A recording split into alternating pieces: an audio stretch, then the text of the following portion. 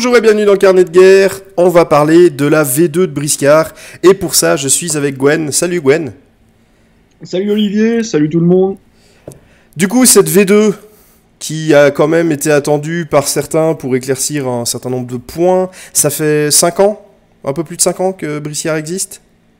Oui, 2012, donc on est dans la 6e année là, même. Ouais, du coup, une V2 pour fêter cette 6e année. Effectivement. Alors, la première question, c'est pourquoi une V2 ? Pourquoi pas une bête mise à jour ou quelque chose que vous auriez pu poster comme ça au milieu de rien ?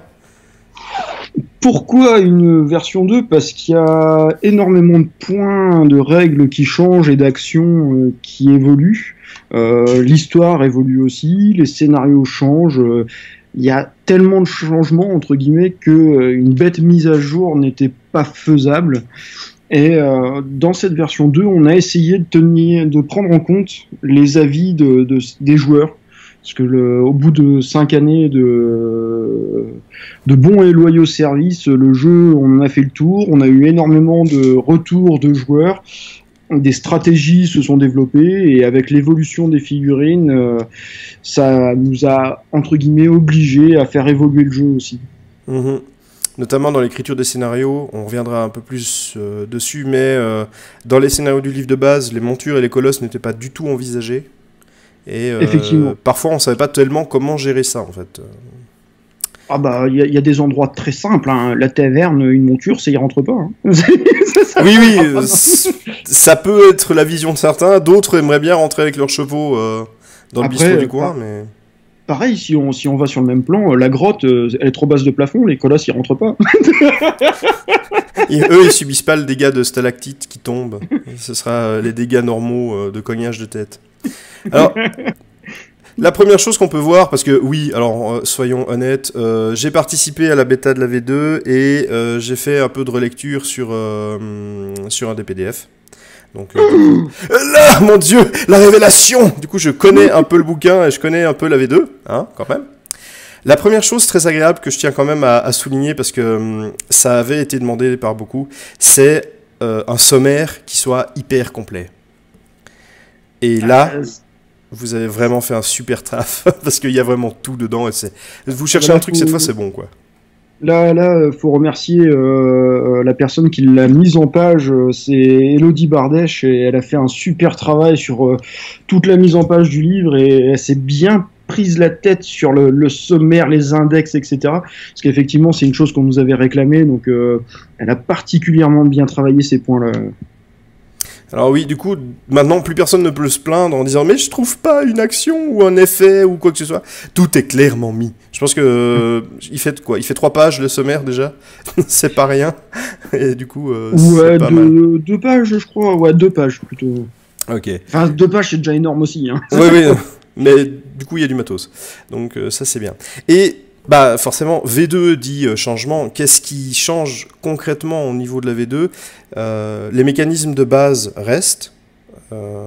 Effectivement, le moteur de jeu, la résolution des actions, la façon de se déplacer, ça reste exactement la même chose. Le D10 n'a pas été remis en cause non plus. Hein, ce qui va changer, en fait, c'est la résolution, enfin mince, je trouve plus mes mots. Pas les compétences, les caractéristiques prises en compte dans les actions. Certaines actions ont nécessité des changements, d'autres sont restées la même chose qu'avant. Hein, parce que, enfin, pour creuser, Constitution x2, ça reste Constitution x2, hein, parce qu'il faut, enfin, il y a besoin de rien d'autre. Il y a d'autres actions qui nécessitaient un changement de caractéristiques, comme le lancer, par exemple. Et du coup, tout ça est clarifié. Les profils restent les mêmes. Il n'y a pas de changement à ce niveau-là. Les anciens profils sont utilisables. Toutes les cartes restent valables. C'est vraiment les règles qui changent. Et les règles ont été pensées pour que les cartes restent bonnes. Le livre de campagne, toute la partie campagne, reste bon. Le livre de la saison 2 avec les règles des colosses et des montures reste bon aussi, avec les règles propres aux colosses et montures. Ouais, donc c'est vraiment le remplacement du livre de base, le premier qui est sorti. C'est ça. avec toutes les actions qu'on avait rajoutées au fil du temps dans les facs, dans le livre de campagne et dans les saisons 2, toutes les actions génériques que tout le monde peut utiliser. Tout ça a été regroupé dans ce livre de la version 2, ainsi que quelques nouvelles actions possibles. Parce que jusqu'à maintenant, il était impossible de donner ou prendre un objet à un de ses camarades sans au préalable le poser au sol. Maintenant, ça sera possible. Mmh. Du coup, quelques actions logiques en fait qui n'apparaissaient pas avant. Bon, la poussette du sommet d'une tour est toujours interdite. Hein. Oui, ça reste compris. Pas bon. Pour une raison toute simple, en fait, c'est que soit cette action-là, on la rendait quasiment impossible à réaliser, et à ce moment-là, personne ne l'aurait utilisé parce que quasiment impossible à utiliser, soit on la rendait un peu plus simple à utiliser, et à ce moment-là, les gens se seraient amusés qu'à faire ça. Donc, c'est pour une raison toute simple, c'est pour éviter que les gens ne fassent que ça. On ne l'a pas mise. Tout comme le lancer de briscard a été profondément modifié pour éviter que les gens ne fassent que du lancer de briscard. Oui, on va revenir sur les lancers un peu plus à fond, parce que c'est quand même un des gros changements qu'il y a. Oui. Du coup, mais c'était nécessaire. Oui, je pense que c'était nécessaire aussi, mais ça va sans doute embêter certains joueurs de lancer franc, hein, ou d'un bout de la table à l'autre. Mais du coup, effectivement, ça va peut-être changer, en tout cas, une grosse partie du jeu au niveau des lancers. Alors, bon, j'ai le sommaire sous les yeux, donc on a dit, hein, les mécaniques de base ne changent pas. Une clarification importante aussi, c'est qui va être le leader de la bande ? Effectivement, avec l'arrivée des colosses et des montures, on a décidé de changer le choix du leader dans ce sens-là, c'est-à-dire que maintenant, c'est plus le briscard qui coûte le plus cher, qui à l'heure actuelle serait forcément un colosse et ou un cavalier monture. Donc maintenant, en fait, on aura la possibilité de choisir parmi le plus cher entre les socles de 40 mm et les socles de 80. Ce qui va permettre de pas forcément mettre le colosse en tant que leader. Oui, parce qu'avoir Igoré comme leader, ça fait pas bon ménage quand même, hein, c'est pas top. Bah, je pense que ça reflète bien la mentalité des Quintor et leur style de jeu, donc... Ceci était un tacle gratuit à tous les joueurs Quintor. Voilà, c'est fait. Pardon, hein, les joueurs Quintor, si vous nous écoutez, de toute façon vous comprenez pas. C'est trop bon. Non, pardon. Tu vois, quand on commence à s'y mettre, à tacler les Quintor, on veut plus s'arrêter. Enfin bref. Également aussi, quelque chose que j'ai remarqué, c'était la séquence d'activation qui est devenue extrêmement claire. Avant, c'était un petit peu, voilà, on faisait des effets, on savait dans quel ordre ça se faisait, mais c'était pas clair, tandis que là, c'est vraiment, il y a 10 étapes quand vous activez un briscard. Alors, toutes ne sont pas faites à chaque fois, comme les dégâts du saignement et autres, si vous ne souffrez pas, mais en tout cas, c'est hyper clair. Oui, c'est un point qu'on avait clarifié dans les facs.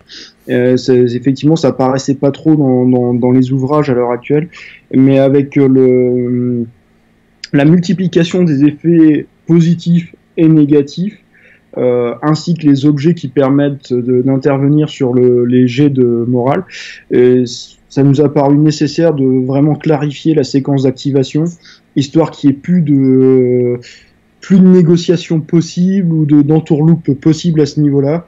Et vraiment, on y va, on suit les étapes, hein, une à une, sachant que, comme tu viens de le dire, il y en a certaines, si appliquer les effets persistants négatifs, s'il n'y a pas d'effet négatif, on squeeze l'étape et on passe à la suivante. Hein. Mmh.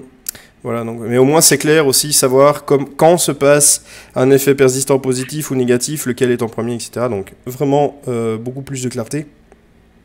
Oui. Et puis après, on tombe sur la section des actions. Oui, vas-y. Juste avant, dans la séquence d'activation, jusqu'à maintenant, c'est comme c'était pas clair, le onguent de Hana était quasiment en simultané, donc on pouvait, entre guillemets, mourir d'un effet de saignement et être soigné dans la foulée par le onguent. Maintenant, avec la séquence d'activation qui séquence vraiment les différentes étapes, ça sera plus faisable. C'est bien, on applique d'abord les effets négatifs. Si la figurine est mise hors de combat, elle sort du plateau de jeu, même si elle avait l'onguent qui devait arriver après. Ouais, du coup, c'était un peu à celui-là que je pensais, entre autres. Bah, la V2 va nerfer un petit peu le Longan, on va dire, mais il reste quand même très intéressant. Ah oui, ça, tout à fait. Et puis, on arrive dans les actions, et là, vous avez décidé aussi de faire une chose qui est très bien, c'est de clarifier toutes les actions en action de mouvement, action d'attaque, action de défense et autres actions. Alors, effectivement, les gens pouvaient nous reprocher jusqu'à maintenant que les actions, des fois, ils savaient pas trop où chercher. Et donc là, on a vraiment cherché à tout regrouper ce qui concernait une particularité dans un chapitre. Donc on commence d'abord effectivement par les actions de mouvement et on enchaîne ensuite avec les actions de combat à distance, les actions défensives qui regroupent toutes les défenses, etc., etc. Ouais, donc du coup, pour les actions de mouvement, il faudra aller chercher. Il y a quelques actions de mouvement qu'on n'a pas vu beaucoup. Faire la courte échelle, par exemple, ce n'est pas très courant. La courte échelle. L'un des seuls moyens pour les figurines, les briscards ne possédant pas de main, de monter à un étage. Oui, c'est... Quand il n'y a pas d'escalier. Quand il n'y a pas d'escalier, effectivement. Également... Ça, c'est comme ça, pour ceux qui veulent, s'ils nous écoutent. Non, mais c'est bien indiqué, du coup, Rotuma va pouvoir commencer à grimper un peu partout. Mais également, une information qui est importante, c'est le nombre de mains nécessaires pour réaliser ladite action. Parce que parfois, on savait pas trop si ça prenait une main, deux mains, qu'est-ce qu'il fallait faire avec. Est-ce qu'on avait le droit d'être armé d'une lance et de, je sais pas, prendre un tonneau, par exemple. Et ben là, du coup, c'est pareil, c'est une chose qu'on a essayé de faire, c'est-à-dire qu'on a essayé de... Toutes les actions vont être structurées de la même façon, c'est-à-dire qu'on aura d'abord le nom de l'action, son coût en point d'action, la portée d'utilisation, donc est-ce que ça concerne le briscard, est-ce que ça a une zone de contrôle, une brasse, deux brasses, trois brasses, etc. La limitation d'utilisation, est-ce qu'on peut la faire autant de fois qu'on veut, est-ce qu'on peut la faire qu'une seule fois. Le nombre de mains effectivement nécessaire à réaliser cette action, parce qu'il y a certaines actions comme marcher, effectivement on n'a pas besoin de mains. Par contre, pour crocheter un coffre, sans main, ça devient un petit peu dur. Et après, le descriptif un peu plus large de l'action en elle-même, ainsi que sa résolution, sur comment on la résout. Et du coup, après les actions offensives, mais du coup, mis dans les actions offensives, on sait maintenant, quand on fait une réussite critique sur une action offensive, ça fait les dégâts supplémentaires. C'est ça ? Effectivement, alors toutes les actions en fait sont décrites avec s'il y a un effet de RC, ce qu'il est. Par exemple, pour la feinte, pour chaque RC, la force du briscard attaquant est infligée en dégâts. Ouais, donc c'est précisé, et du coup, s'il n'y a pas de précision, c'est clair qu'il n'y a pas d'effet. Exactement. Pas de précision, pas d'effet. Pas d'effet supplémentaire en plus de relancer le dé, s'entend avec ça. Tout comme c'est précisé au début dans comment fonctionne le jeu que l'effet est appliqué autant de fois que l'on fait de RC ou de C. Ça marche aussi pour les EC. Dans les actions défensives, il y a notamment quelque chose qui va peut-être perturber un peu les gens, en tout cas au début, c'est que vous avez rebaptisé la défense en parade, et disons que je te laisse expliquer en fait cette différence-là que vous avez fait. Alors, la parade, ou anciennement défense, c'est exactement la même chose, hein. C'est juste le nom qui change. On a changé ce nom-là pour éviter d'avoir la sempiternelle question sur est-ce que quand j'ai une aptitude défensive, est-ce que ça fonctionne seulement sur la défense, est-ce que ça fonctionne sur toutes les défenses. Donc maintenant, en fait, en changeant ce nom-là, quand il y aura marqué la figurine, si elle défend, elle a par exemple plus 2 pour se défendre, ça sera bien plus 2 pour se défendre sur toutes les actions défensives. C'est pour ça qu'on a changé le mot défense en parade. Voilà, du coup ça éclaircit pas mal de choses. Au niveau des actions défensives, vous aurez de même toutes les informations sur toutes les actions, si ça demande justement d'avoir une main, deux mains, le cas échéant, s'il le faut. Également, les jets d'armure. Alors, l'armure n'a pas changé en soi, excepté en rapport avec l'artillerie. Alors effectivement, il y avait une petite faille dans la version 1, c'est qu'il y avait un petit mot qui était le mot pouvoir. Quand un briscard subissait un tir d'artillerie, il pouvait utiliser ou non son armure, et quand il l'utilisait, il la perdait. Maintenant, on n'a plus vraiment le choix, c'est dès qu'on subit des dégâts, si on possède une armure, on a l'obligation de l'utiliser, quel que soit le cas. Et il va se passer des choses plus ou moins drôles en fonction de si on prend un tir d'artillerie ou non.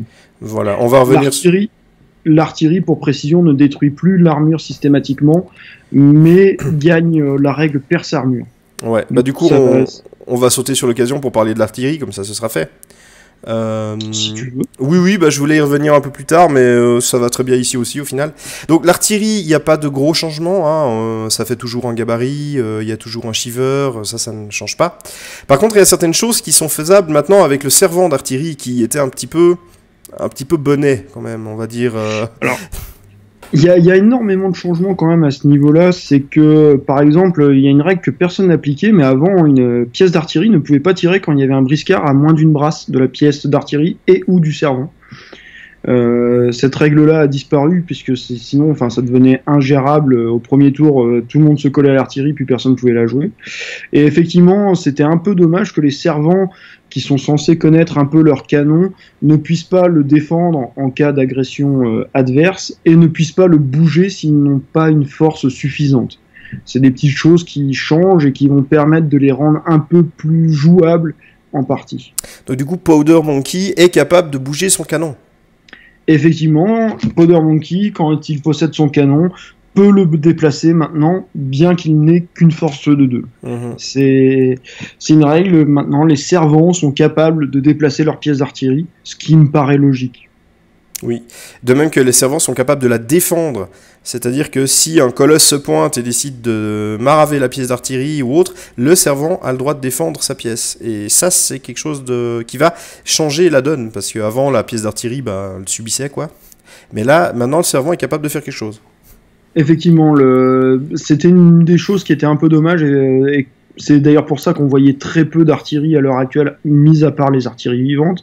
C'est que la pièce d'artillerie en elle-même, quand elle se faisait impacter par un briscard adverse, il en faisait ce qu'il voulait, sans que le servant puisse faire quoi que ce soit.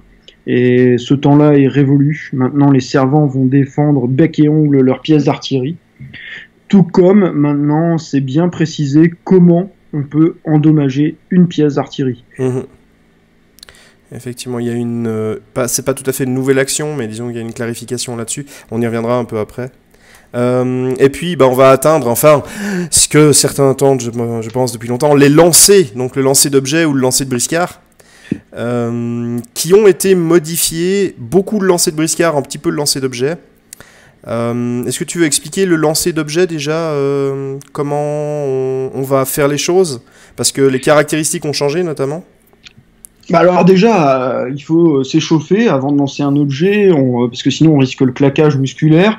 Faut le prendre bien dans la main, et il suffit d'amener son bras vers l'arrière avant de le propulser vers l'avant. Et au moment où le bras est à l'avant, on lâche l'objet qui doit normalement continuer sa course pour atteindre ou non la cible visée. Il me semble que ça se passe comme ça, un lancer. C'est pas loin, effectivement. Après, il y a tout le travail du cerveau pour les zones prémoteurs, moteurs, etc. Bref. Je ne connais pas assez pour... Non, sinon, plus sérieusement, au niveau du jeu, le lancer, effectivement, que ça soit de briscard ou d'objet, a été profondément modifié. Par exemple, si on va prendre le cas de notre camarade Renze, qui est quand même un ninja, et il a des shurikens. Oui, je vous assure, c'est écrit sur la carte, bien que personne ne les utilise. Et personne ne les utilisait pour une raison bête et méchante, c'est qu'à l'heure actuelle, le lancer, c'était constitution plus force plus un des 10, et il fallait être supérieur ou égal à 12 plus la distance pour réussir à le lancer. Du coup, notre brave Renze commençait qu'à 6, ce qui était quand même s'il lançait à une brasse, la difficulté à 13, c'était super dur pour lui de lancer un objet, sachant que quand même c'est un peu un spécialiste du lancer normalement. Du coup, il nous a paru logique de changer le lancer, et maintenant il est passé en dextérité plus force. La constitution n'intervient plus dans le lancer, et c'est vraiment l'habileté du briscard et sa force qui interviennent, ce qui est plus logique.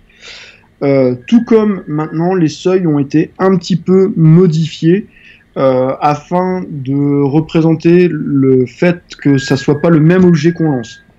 C'est-à-dire que si on lance une table, ça sera peut-être plus dur que si on lance un shuriken. Voilà.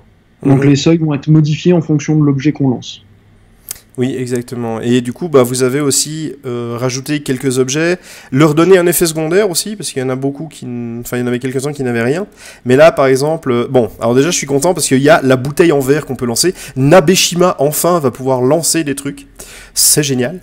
Ah, puis elle est pas mauvaise, hein, la bouteille en verre. Oui, voilà. Pour votre saignement pendant 2 tours, c'est pas mauvais. Exactement. Et vous avez également mis le nombre de mains nécessaires pour lancer tel ou tel objet, ce qui est important.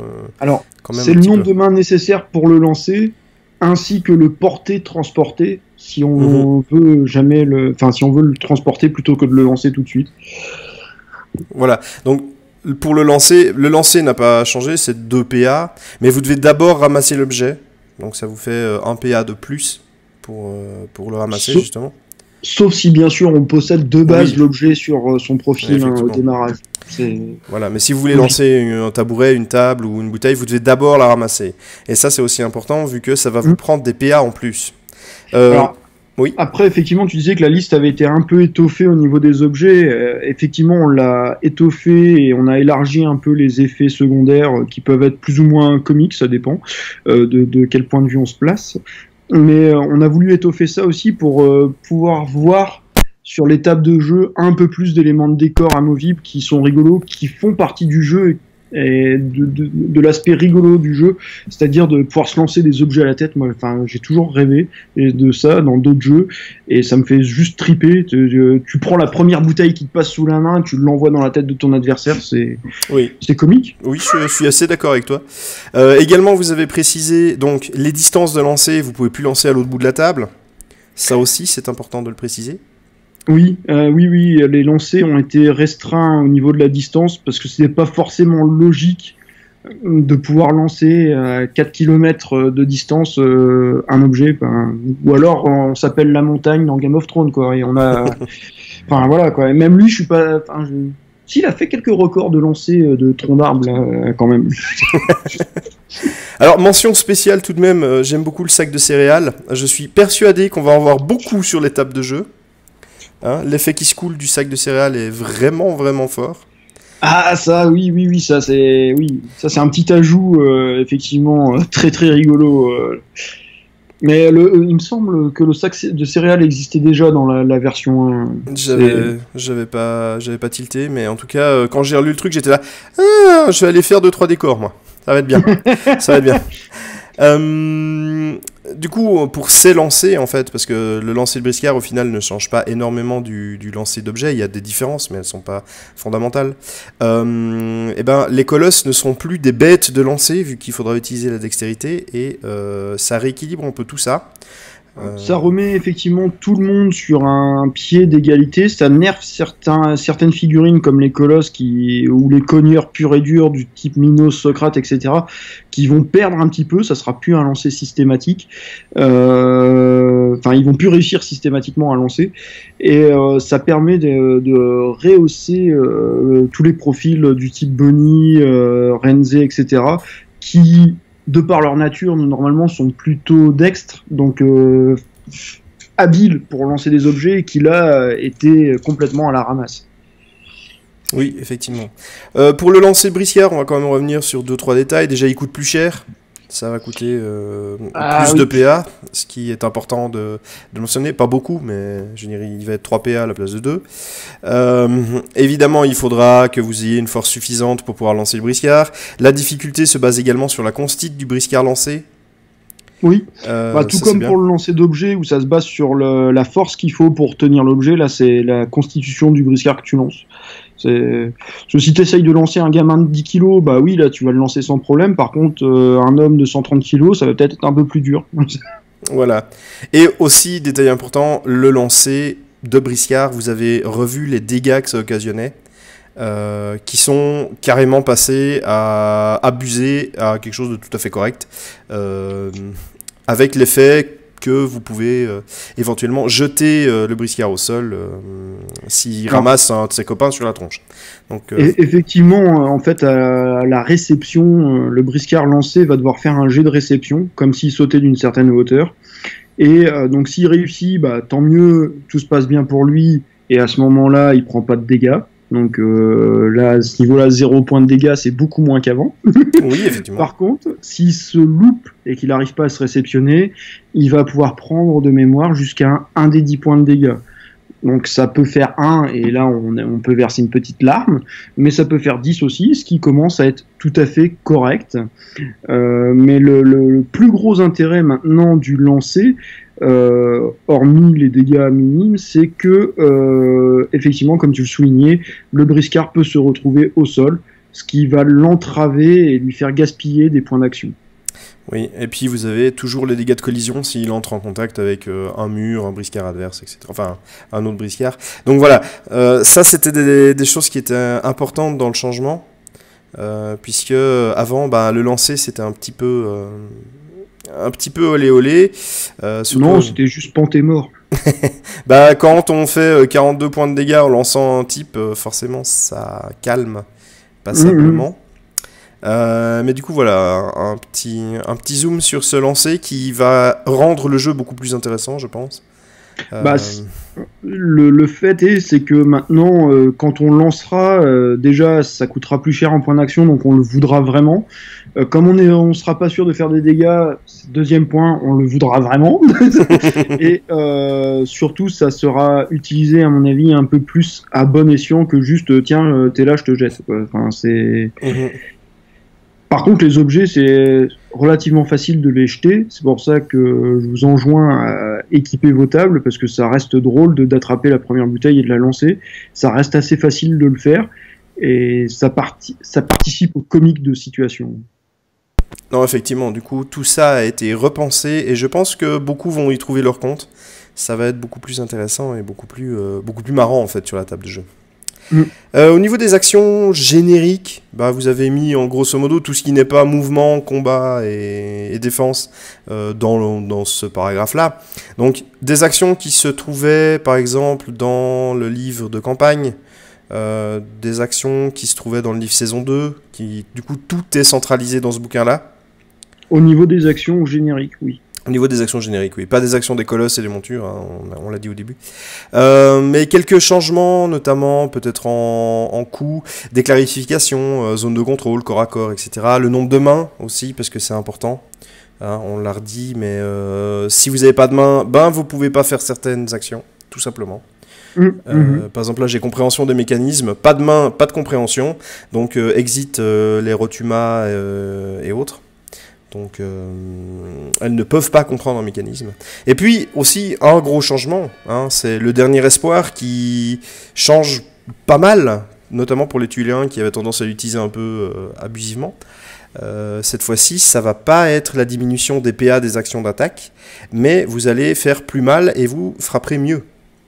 Effectivement, alors le dernier espoir, beaucoup le craignaient, et à juste titre jusqu'à l'heure actuelle, c'est que, prenons un cas tout à fait aléatoire, Vasco, qui se retrouvait à pouvoir faire 7 attaques qui faisaient 8 dégâts. C'était juste imbuvable pour l'adversaire, et en général, une figurine qui pouvait s'activer en dernier espoir et qui réussissait effectivement à s'activer en dernier espoir, c'était fini. Elle a ruiné 3 à 4 figurines adverses sans trop s'essouffler. Et pareil, un autre changement qui est important sur ce dernier espoir, c'est que jusqu'à maintenant, on pouvait à chaque tour décider de rentrer ou non en dernier espoir. Maintenant, une fois que le choix a été fait, c'est fini, on ne revient plus en arrière, c'est jusqu'à la fin de la partie, ou jusqu'à ce que le briscard soit mis hors de combat. Et donc du coup, ben, il va falloir réfléchir un peu à comment utiliser ça. Effectivement, on gagne pas mal de choses, mais on a toujours un gros cooldown qui est le fait de ne plus pouvoir se défendre. Donc, est-ce que ça vaut vraiment le coup de passer en dernier espoir? Est-ce que j'attends pas un petit peu? Qu'est-ce que je fais? Ça va plus être systématique maintenant. Une action, je sais pas si c'était une action nouvelle, je me souviens plus exactement, mais il y a l'action se restaurer. qui permet de récupérer de la bouffe sur une table, par exemple, et de gagner des PV. Mais ça ne stoppe aucun effet persistant, c'est bien de l'avoir précisé. Puisque... Alors, elle existait déjà dans le bouquin de la version 1. C'est une action qui a été revue un petit peu quand même, hein, mais voilà. Je trouvais ça intéressant, effectivement, parce que quand on combat dans une taverne ou autre, généralement, enfin, il y a des choses sur les tables, etc. Je trouvais ça intéressant de pouvoir se restaurer pour regagner des points de vie. C'est une action qui, je trouvais très intéressante dans certaines occasions à faire. Et du coup, par contre, ça ne stoppe pas le saignement, ça stoppe pas le poison, rien. Donc c'est aussi bien que ça soit clair. Et on va passer, cette transition est merveilleuse, on va passer aux effets du jeu. Bah oui, les effets. Du coup, on passe aux effets, et il y en a vraiment beaucoup. Vous avez vraiment tout mis. Par exemple, analgie, assommé, au sol, choc électrique. Donc tout ça est également clarifié. Également, on sait si on garde notre zone de contrôle ou pas, quel type d'action on peut effectuer. C'est important aussi de bien connaître ça parce que... Effectivement, ça c'est une chose qu'on pouvait avant trouver à différents endroits et ou sur les cartes. Enfin voilà, c'était un peu chaotique. Là, on les a toutes regroupées au même endroit. On a tout restructuré, on a tout réexpliqué. Pareil, il y a un nouvel effet qui est la gelure qui commence à apparaître.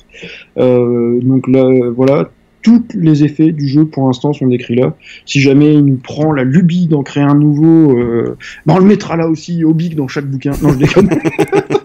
Non, c'est pour ça que la gelure a été créée et déjà implémentée dans le bouquin, parce que c'est un effet qui a commencé à apparaître avec Ipkai et son sort, les Kami, et qui pourrait se voir attribué à d'autres figurines futures.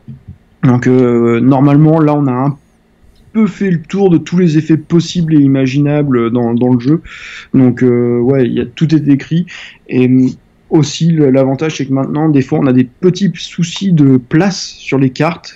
Hein. Donc du coup si maintenant on pourra se permettre de mettre que le mot sans forcément rappeler ce que ça fait à chaque fois et gagner ainsi un peu de place et de lisibilité sur les cartes. Effectivement.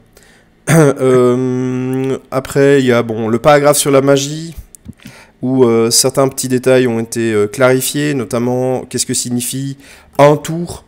Hein, la durée d'un sort, c'est un tour. Ça pouvait poser problème dans l'interprétation qu'on en faisait, mais ça a été clarifié très clairement là. On a également tous les sorts qui sont sortis de façon générique, donc c'est-à-dire tout le paquet de magie, en fait. Tout le pack de magie est intégralement dans le bouquin. Voilà, avec les sorts réservés aux factions. Tout à fait. Voilà. Alors on peut râler quand même de temps en temps. C'est quoi cette histoire? Pourquoi les Ichtiens ils ont pas un petit sort à eux, hein? Non mais c'est bon ça. Finalement en repensant à Palpatine. Parce que d'Asiatis, non? Oui c'est ça, oui. Je crois que c'est un truc. Non, parce que Duncan, parce que d'Asiatis, parce que Scorpion, parce que voilà, parce que merde aussi. Parce qu'ils sont la magie. Et les équipements. Alors les équipements, il y a aussi eu un gros effort pour mettre le nombre de mains que ça prend, comment on l'utilise, et beaucoup d'équipements se voient attribuer un petit effet, notamment une botte ou alors la possibilité de l'empoisonner pour moins cher. Ça aussi, c'est plutôt intéressant. Le coût des armes de tir a été revu, et ça c'est important.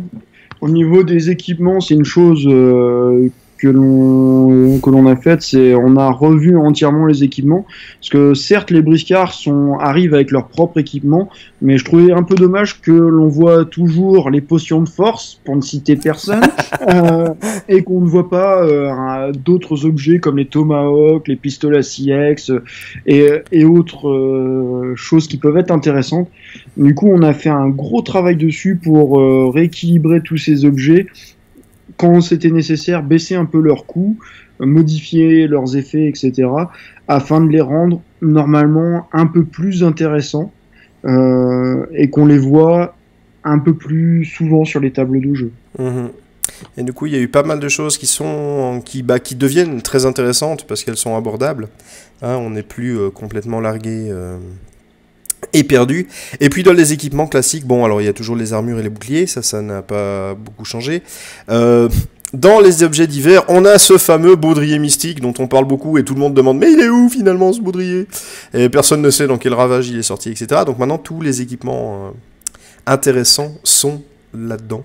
Alors, effectivement, on a rapatrié tous les équipements qu'on avait publiés à l'époque que Ravage avait publié dans l'article de l'époque. Donc, il y en avait 6 de mémoire. Hein. Il y avait la potion d'éther, le baudrier mystique, la tenue de circonstance, et après j'ai oublié les autres. Mais bref, ils ont tous été rapatriés dans le bouquin afin que vraiment centraliser toutes les informations utiles pour pouvoir jouer. Voilà, et du coup vous aurez un objet extrêmement utile pour les capitaines pour tous les capitaines de bande. Je vous laisserai le découvrir, hein. Voilà. Ça c'est fait. Spoil. Mais il y a également un objet que je trouve intéressant. Celui-là je veux le mentionner parce que c'est cool. Donc on avait les munitions et poudres, mais surtout maintenant on a les munitions et cordes. Et ça c'est plutôt bien. Alors il y a des effets supplémentaires. Par exemple je prends munitions et poudre. Ma munition et poudre ça évite un échec critique sur un 2 lorsqu'il utilise une arme à poudre. Et une fois par partie le briscard peut relancer un test d'action d'arme à distance.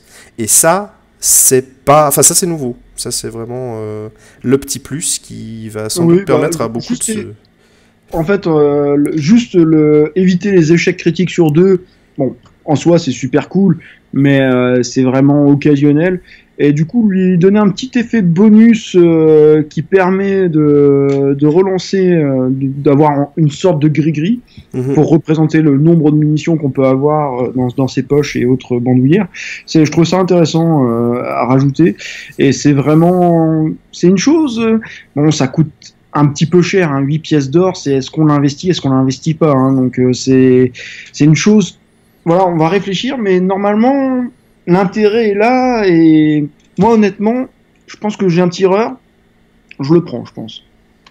Oui, bah ça dépend aussi quel tireur, mais effectivement, je pense que c'est un objet qu'on va voir assez souvent sur, notamment des gros tireurs, hein, je pense à l'Epus, par exemple, qui va du coup se trouver doté, à mon avis, très souvent de ce genre de truc. Il est pas si gros que ça. Hein. Non, il est tout maigre, mais il fait des dégâts quand même, machin. Et puis également, la fameuse mise à jour avec ces histoires de parchemin et de grimoire. Cette fois-ci, c'est fixé. Le parchemin, il est clair dans le bouquin.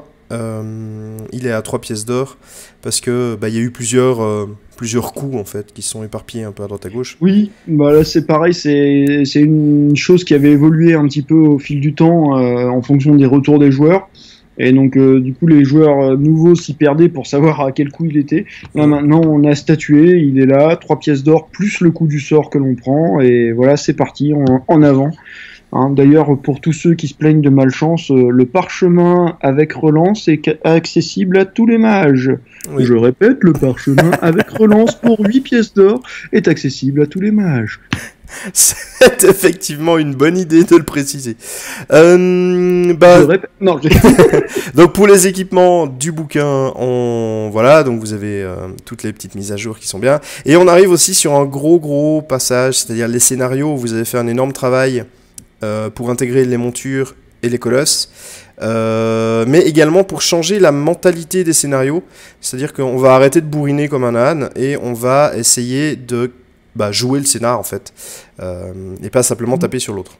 Alors effectivement au niveau de l'ambiance du jeu, ça a toujours été un jeu très stratégique tourné sur les scénarios. Au fil du temps, les joueurs avaient un petit peu trouvé des failles et perverti en passant par de vils bourrins avec des potions de force. Mais la potion de force, c'est fait pour nettoyer la cuvette des chiottes. Faut arrêter de déconner, c'est juste pour ça. Et donc, effectivement, tous les scénarios ont été réécrits et repensés d'un aspect beaucoup plus stratégique et scénaristique. C'est-à-dire que maintenant, tuer votre adversaire, hormis les scénarios de poutre, puisqu'il y en a quand même quelques-uns, ça vous rapportera pas forcément grand-chose de tuer votre adversaire. Le fait de gérer le scénario vous rapportera beaucoup plus. Donc, entre guillemets, ne vous tapez pas dessus, hein, ça sert à rien. Faites le scénario. Voilà, donc les scénarios, c'est les mêmes que ceux du livre avant. Donc on a l'embarquement, explosion... Attention, Parce que ça, certains joueurs ont déjà pu les tester. Je vais le répéter, je vais le dire ici aussi dans la vidéo. Oui. C'est les mêmes titres qu'avant, donc ils peuvent sembler identiques à ceux d'avant, mais ils sont complètement différents. Donc lisez-les bien. Ah oui, oui. Donc oui, ça a été repensé, mais disons que les scénarios sont un peu déjà connus. On sait ce qu'il faut y faire, quoi. Oui, mais ne tombez pas dans le piège de c'est bon, je sais, je lis en diagonale. Lisez-les bien. Oui, oui, voilà. Ils ont été retravaillés et repensés, justement. Donc, ils changent, mais c'est les scénarios, ils ont le même nom. Le bateau fantôme, le sabotage, la chasse au dodo, la taverne, la grotte, etc. Du coup, le travail a été fait dessus. Les scénarios de campagne restent toujours tels qu'ils sont. Je sais pas si vous avez prévu de les retravailler ou pas, mais... Pour l'instant, le bouquin de campagne et le bouquin de la saison 2 ne sont pas prévus. Enfin, pour l'instant, on n'y touche pas, donc les scénarios restent tels quels. Ils étaient déjà équilibrés, et pour la campagne, ils étaient déjà très tournés scénario et campagne narrative, donc normalement, il n'y a pas grand changement à faire dessus. Il y a peut-être quelques petites précisions à faire au cas par cas s'il faut des mains ou autre, mais grâce au bouquin de la V2, maintenant... quand il y aura une action qui est faite dans la campagne, par exemple si on vous demande de crocheter un coffre, référez-vous au bouquin de la V2 et vous allez trouver l'action crocheter. Donc ça va rééquilibrer aussi grâce à ça. Et puis on passe à la partie BG, figurines et autres, les parties qu'on aime feuilleter pour découvrir un peu le monde. Alors aussi à ce niveau-là, vous avez fait un gros effort, donc les histoires sont toutes des histoires nouvelles. Effectivement, l'histoire continue. On n'est pas resté statique et on a implémenté pas mal de nouvelles petites histoires de nos briscards chéris. Et du coup, on peut suivre de nouvelles aventures de personnages déjà existants ou de personnages à venir. Oui, alors mention spéciale à l'histoire qui est sur Big Pongo. Hein. Ça m'a tiré une larme. Très très joli, GG à l'auteur. Et puis des informations un peu plus détaillées aussi au niveau peut-être de l'environnement, des villes, des îles, etc. Puisque grâce au livre de campagne, on a quand même eu pas mal d'infos supplémentaires.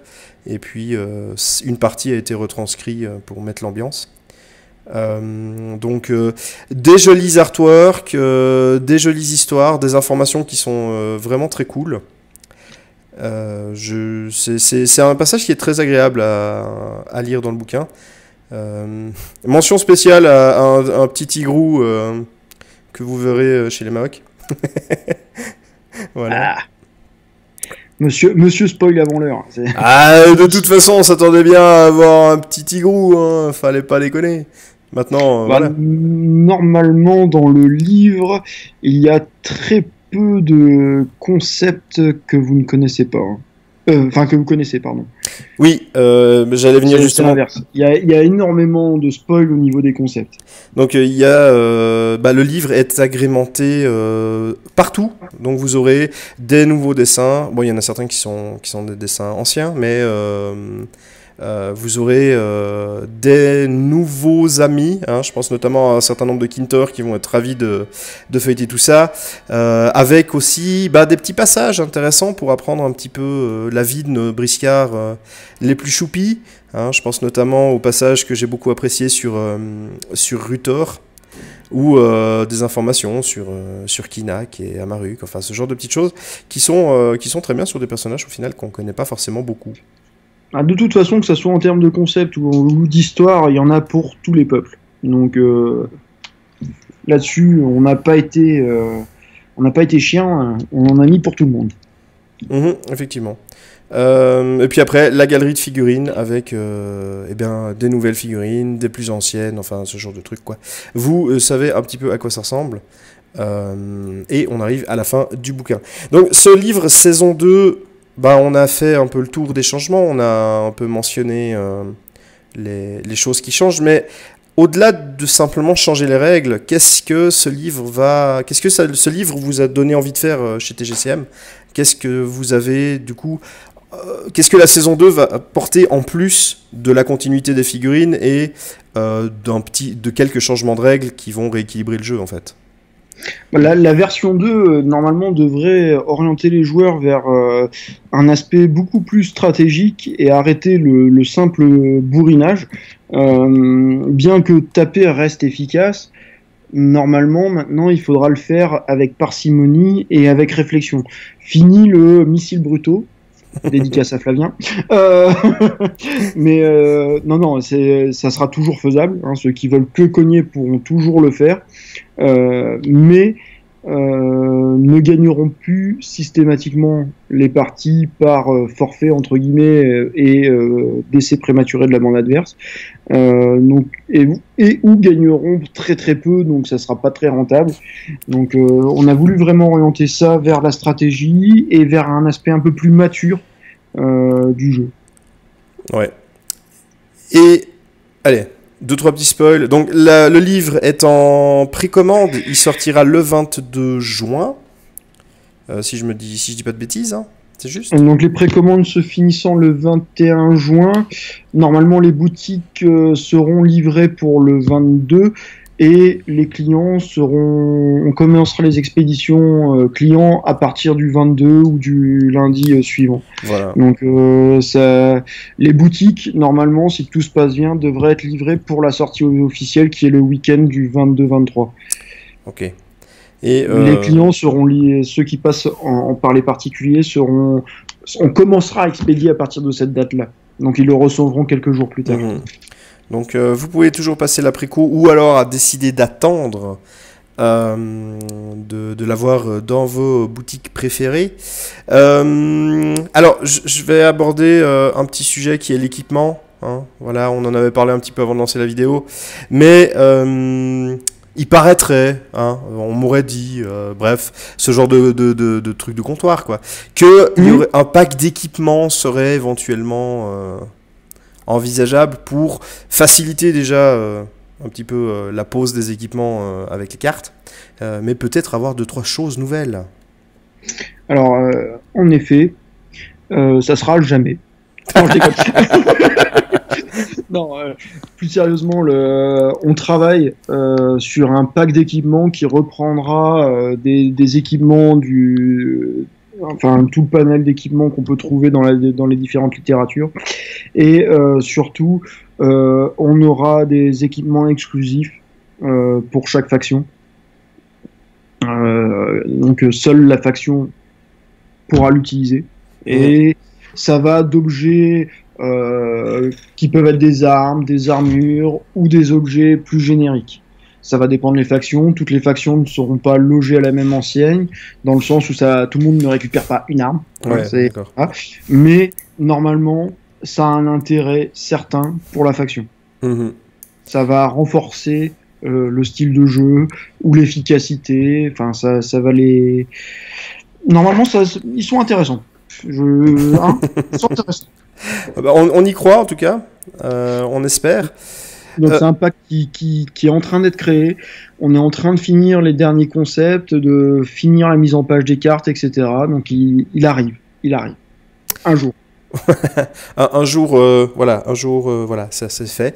Du coup, on a un peu fini pour ce livre. Ah, j'ai oublié un truc important aussi qu'on n'a pas mentionné. Les compétences de campagne sont utilisables. Celles qui sont utilisables en jeu, bien entendu, parce qu'il y en a certaines qui sont utilisables dans les parties entre les batailles. Mais, par exemple, notre ami le Birgus chirurgien, hein, pour ne citer que lui, va du coup valoir son prix. Ah là là là là, il est dur en affaire, il est dur. Il le valait déjà. Mais effectivement, tous les briscards qui ont des compétences et ou des équipements de campagne, là c'est clair, maintenant net et précis, ont les opportunités de les utiliser en partie. Donc accommoder les restes de l'atro, effectivement en partie classique, ça ne servira pas à grand chose, mais comme tu le mentionnais, pour le Birgus chirurgien, il va pouvoir utiliser sa compétence premier secours. Donc autant préciser tout de suite, non, nous n'avons pas décrit les compétences de campagne dans le livre de règles version 2, il faudra continuer à aller les chercher dans le livre de campagne. Oui, c'est une précision qui est très bien. Mais en même temps, le livre de campagne, c'est quand même quelque chose qui apporte un gros plus au jeu de façon générale. Donc moi, je vous invite, si vous aimez Briscard, à vous le procurer. Parce que faire vivre votre bande un peu plus longtemps qu'un tournoi, c'est quand même cool. La faire évoluer, c'est vraiment très sympa. Et c'est un gros plus pour la vie du jeu, en fait, de façon très générale. Mais bon, bref, ça c'était pour le livre de campagne. Je pense qu'on a globalement fait le tour de ce livre V2. Est-ce que tu veux dire quelque chose encore sur cette deuxième édition? Non, pas spécialement. Je vous laisse la découvrir par vous-même. Prenez le temps de bien l'étudier parce qu'il y a énormément, comme on a pu le mentionner tout au long de ce vidéo, il y a énormément de choses qui, sur le principe, ne changent pas, mais sur le fond, changent. Donc du coup, des choses que vous pensez savoir, bah, vous ne les savez pas forcément. Donc prenez le temps de bien la lire, ne la lisez pas en diagonale. Et normalement, vous allez retrouver, si vous l'aviez perdu, un intérêt au jeu, un aspect beaucoup plus stratégique, beaucoup plus fun, et un petit peu moins je tape et je m'abstiens de faire autre chose. Mmh. Exactement, et dans ces choses justement qu'on pense savoir mais qu'on ne sait pas, je vais en citer juste une, parce que c'est une habitude que beaucoup ont pris en fait, de finir leur activation et de faire un petit ceinturage gratuit. Et ben non, le ceinturage maintenant c'est un PA, et ça c'est une habitude qu'il va falloir changer. Par exemple, alors oui, c'est la logique normalement était que maintenant il n'y a plus aucune action gratuite à part le premier mouvement. Maintenant, oui, de mémoire, tout est payant, ce qui est logique. Hein. Ceinturer quelqu'un, l'empoigner, ça prend un peu de temps et c'est pas instantané, quoi. Surtout si le bougre se défend. Exactement. Du coup, c'est des petites choses où il va falloir faire un petit peu attention. Il y aura de toute façon des gens qui vont râler parce qu'il y aura eu un réapprentissage des règles et un changement des mécaniques habituelles, mais ça fait partie du jeu. Hein. Quand vous jouez à un jeu et qu'il y a une V2, c'est pas pour remettre exactement la même chose. Donc, normalement, il y a suffisamment de règles qui ne changent pas pour que ça reste fluide. C'est vraiment des actions spécifiques et dont il y avait besoin, qui changent, soit par un coup en pièces d'or, soit par des compétences, etc. On n'a pas changé les règles pour les changer. On les a vraiment changées parce que c'était nécessaire. Voilà.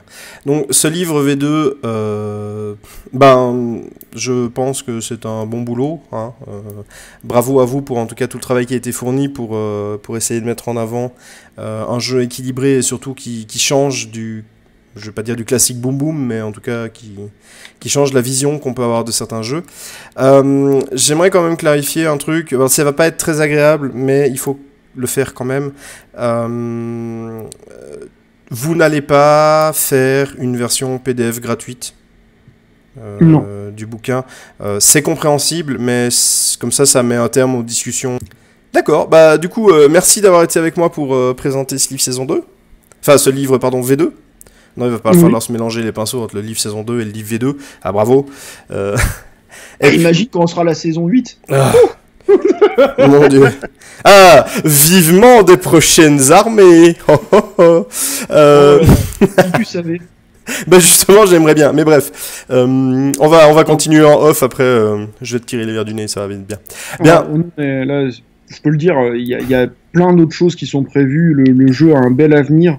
Et c'est d'ailleurs pour ça que la V2 a été faite, c'est pour continuer cet avenir et pour que les gens continuent à jouer sur ce jeu. Et il y a plein de belles choses qui sont prévues, que ça soit pour les factions déjà existantes et ou dans le cadre de nouvelles factions. J'ai bien dit de nouvelles factions, pardon. Voilà, donc vous avez entendu ce que vous avez bien voulu entendre, mais en tout cas, il y a du beau, il y a un joli futur pour ce jeu. Du coup, Gwen, merci d'avoir participé avec moi à cette présentation. J'espère que ça motivera les gens à franchir le pas pour se lancer dans Briscard s'ils ne le connaissaient pas, ou alors à se mettre directement à la V2. À partir de quand est-ce que tu penses que les tournois vont systématiquement être en V2 ? Normalement, je sais que la WAC Taverne, j'ai vu passer sur le T3, organise le dernier tournoi V1 le 17 juin. Donc pour chez eux, normalement, dès la sortie de la V2, ça sera en tournoi V2. Tous les tournois où TGCM est présent, ça sera de la V2, dès qu'elle sera disponible. Après, ça va dépendre des boutiques et des organisateurs. Donc ça, autre que TGCM, je ne sais pas. D'accord, mais le plus vite possible en tout cas, pour que tout le monde soit à jour. Honnêtement, les scénarios ont été pensés aussi pour les tournois, ont été repensés pour les tournois, avec des choses qui vont se mettre en place et qui vont arriver de la part de TGCM, comme une nouvelle feuille de tournoi et des nouvelles informations de tournoi. Tout ça, c'est en train d'être mis en page et ça va arriver afin de rendre les tournois un peu plus intéressants. C'est-à-dire que il y a une chose qu'on applique depuis quelques temps, c'est que toutes les 100 pièces d'or, ça correspond à un point de victoire en tournoi. Ce qui incite les gens à favoriser le cumul des pièces d'or, plutôt que juste poutrer l'adversaire et en finir au plus vite. Eh ben, du coup, c'est une très bonne chose. On va regarder ça avec beaucoup d'intérêt. Enfin, en tout cas, moi, et j'espère plein d'autres personnes. Et du coup, merci, encore une fois. Et puis... Oui, vas-y. Oui, juste une dernière petite information. On est en train de travailler aussi sur la mise en page de fichiers divers et variés qui vont permettre d'expliciter les cartes pour savoir si les armes sont à une main, 2 mains, 3 mains, 25 pieds, si elles sont tranchantes, perforantes, etc. Si les bottes sont liées à l'arme ou pas. Tout ça, je sais que les joueurs le réclament, c'est en cours. Ne vous inquiétez pas, ça va venir. Et ben, du coup, encore des merveilleuses choses. Au moins, tout ça va être... clarifié, on pourra plus faire d'interprétations un peu bizarres et tirées par les cheveux. Je rappelle qu'il y a déjà un premier fichier de clarification pour Angela qui est sorti au mois de mai, qui est disponible sur le Facebook, le forum de TGCM ou sous la vidéo. Sachant que TGCM est en train de le mettre en page pour pouvoir le publier directement sur le site TGCM, dans la section Download. Tous les fichiers dont je vous ai parlé seront dans la section Download. De toute façon, du site TGCM. Donc, du coup, restez au courant. Merci Gwen, merci à tous ceux qui ont vu, ou plutôt écouté cette vidéo, parce que pour des raisons de copyright, il n'y aura pas beaucoup d'images, voire même pas du tout. Mais comme ça, c'est clair. Merci d'avoir écouté. Gwen, à tout bientôt, j'imagine. Merci à toi, Olivier, puis à bientôt. Oui, et d'ici là, que les dés soient avec vous.